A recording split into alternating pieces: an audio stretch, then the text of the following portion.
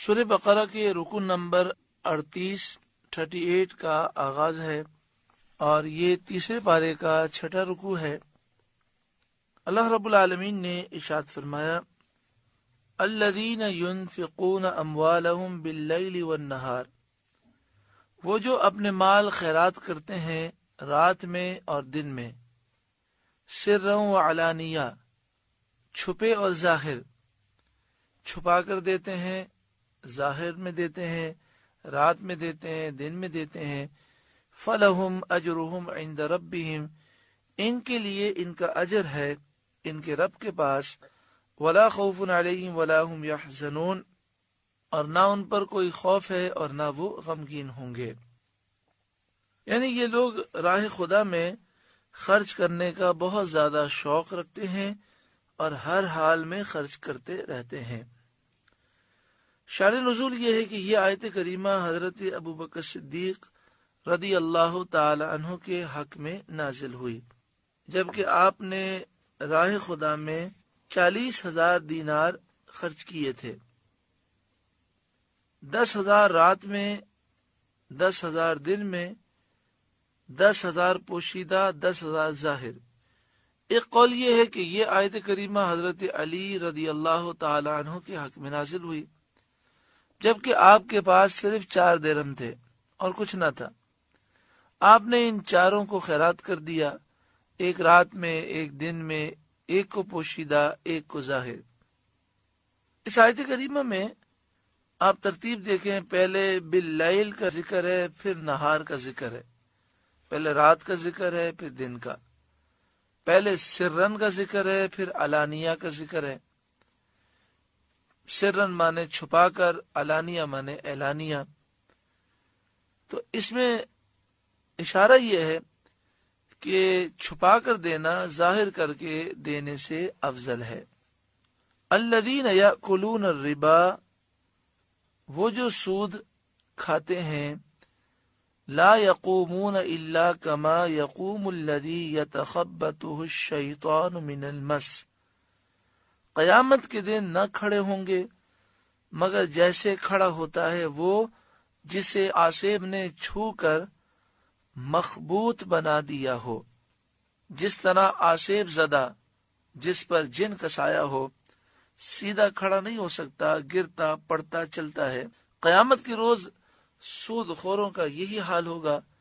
اس آیت میں سود کی حرمت ہے اور سود خوروں کی شامت کا بیان ہے۔ سود کو حرام فرمانے میں بہت حکمتیں ہیں۔ بعض ان میں سے یہ ہیں کہ سود میں جو زیادتی لی جاتی ہے وہ مالی معاوضے میں ایک مقدار مال کا بغیر بدل اور عوض کے لینا ہے، اور یہ سری ناانصافی ہے۔ مثلا کوئی شخص کسی کو 1,00,000 روپے دیتا ہے اور بطور قرض دیتا ہے، اور وہ کہتا ہے کہ آپ 3 مہینے کے بعد اسے واپس کریں گے، لیکن میں 1,00,000 روپے کے بجائے 1,25,000 روپے لوں گا۔ تو دیکھیں، 1,00,000 کے بدلے میں 1,00,000، یہ تو عوض ہو گیا، 1,00,000 کے بدلے میں 1,00,000۔ لیکن جو اس نے 25,000 روپے زائد لیے ہیں وہ کسی بدل کے بغیر ہے، اور یہ سری ناانصافی ہے۔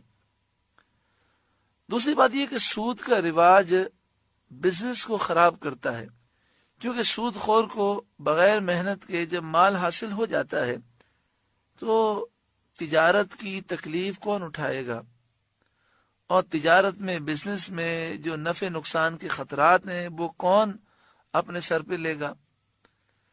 تو اس کے لیے سود لینا اور سودی کاروبار کرنا زیادہ آسان محسوس ہوتا ہے۔ پھر جب بزنس میں اور تجارت میں کمی ہوتی ہے تو اس سے انسانی معاشرے کو نقصان پہنچتا ہے۔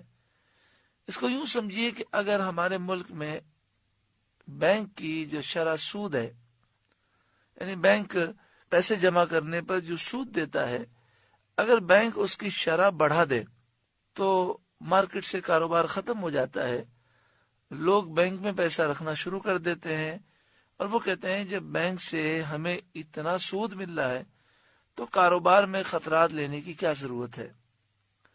تو یہ سودی نظام بزنس کو اور لوگوں کے کاروبار کو اور محنت مزدوری کرنے والوں کے مواقع کو نقصان پہنچاتا ہے۔ سیدھی سی بات ہے کہ جب ایک شخص فیکٹری چلاتا ہے تو اسے اس بات کا خطرہ ہوتا ہے کہ میری فیکٹری میں مجھے نقصان ہو گیا، میرا کیا ہوگا، نقصان بھی ہو سکتا ہے، فائدہ بھی ہو سکتا ہے۔ وہ محنت کرتا ہے، لیکن اگر وہ یہ فیکٹری کے پیسے 10 کروڑ روپے بینک میں رکھ دے تو وہ یہ سوچتا ہے مجھے نقصان کا تو کوئی اندیشہ نہیں اور فکس مجھے سود بھی ملتا رہے گا۔ جب اس طرح کی انسان کو عادت پڑ جائے تو وہ پھر کبھی بھی فیکٹری کی طرف نہیں جائے گا۔ سود کا ایک ذرہ بھی لینا یہ حرام ہے۔ 1 روپیہ بھی اگر سود کا لیا جائے اور مال میں مل جائے تو پورے مال کو برباد کر دیتا ہے۔ مسلمان کو چاہیے کہ اس سے دوری اختیار کرے۔ یہاں پر یہ بات بھی عرض کر دوں کہ آج کل اسلامک بینکنگ کے نام سے بہت ساری بینک کھولے ہوئے ہیں۔ ہمارے اکثر علماء اور مشائخ کا اس سے اختلاف ہے، اور وہ یہ کہتے ہیں کہ اسلامی بینکنگ میں جو نظام ہے وہ نظام بھی سودی ہے، مکمل اسلامی نہیں ہے، لہذا اس سے بھی اجتناب کرنا چاہیے اور وہاں کے جو معاملات ہیں اس سے دور رہیں۔ بلکہ بعض ہمارے مشائخ و علماء تو یہ کہتے ہیں عام بینک میں رکھنے سے زیادہ گناہ اسلامک بینک میں ہے، کیونکہ یہاں پر سود کو حلال سمجھ کے لیا جا رہا ہے۔ اللہ تبارک و تعالی ہر ایک کو عقل سلیم عطا فرمائے، اور یہود و نصارہ نے جو سودی نظام ہم پر مسلط کیا، اللہ تعالی مسلمانوں کو اس سے نجات عطا فرمائے، اور اسلامی نظام مصطفیٰ اللہ تعالی ہم سب کو نصیب فرمائے۔